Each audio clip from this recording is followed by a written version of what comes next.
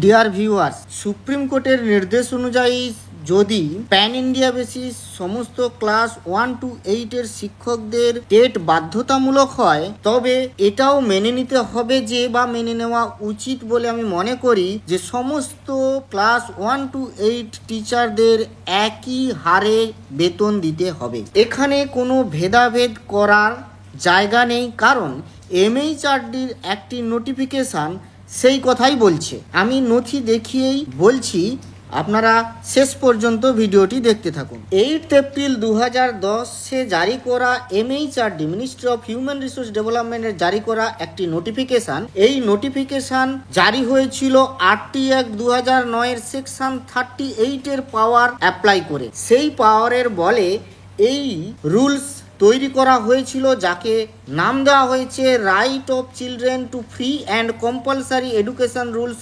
2010।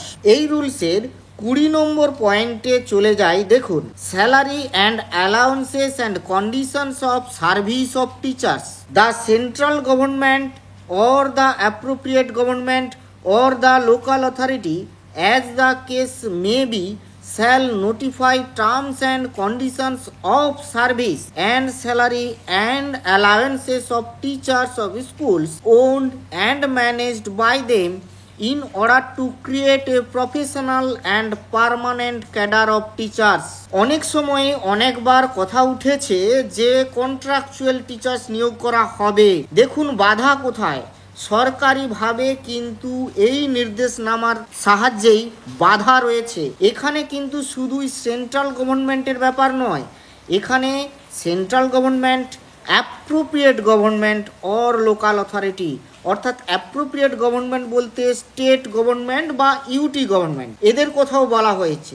যেই গভর্নমেন্টই হোক না কেন, তারা অবশ্যই বাধ্য, কি বাধ্য না, নোটিফাই করতে terms and conditions of service and salary and allowances of teachers, এবং তারা এই টিচারদেরকে প্রফেশনাল এবং পার্মানেন্ট ক্যাডার অফ টিচার্সের মর্যাদা দেবেন।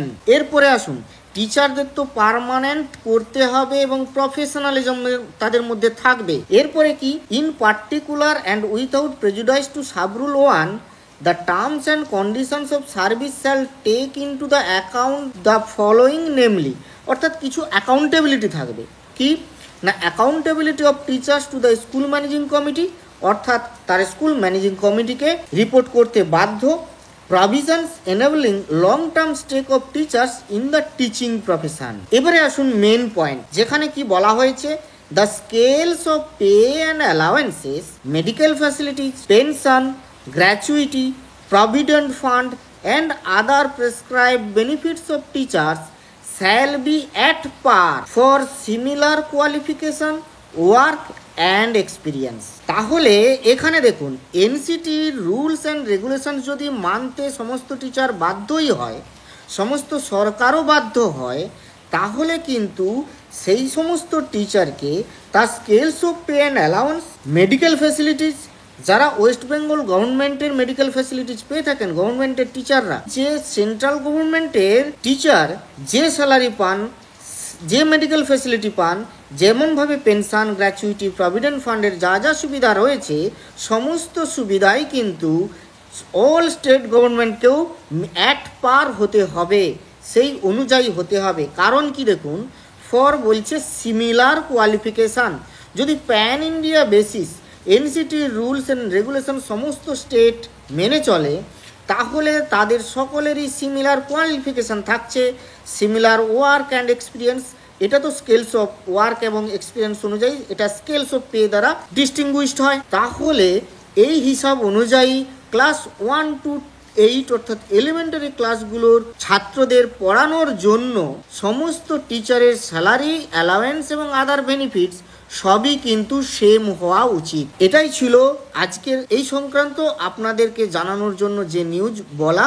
এটি সকলের মধ্যে ধারণা থাকা উচিত, অর্থাৎ সুপ্রিম কোর্টের রায় যদি শেষ অবধি বাধ্য হয়, তাহলে স্যালারিটাও কিন্তু বাধ্য হতে বাধ্য। ধন্যবাদ, ভালো থাকবেন, সুস্থ থাকবেন।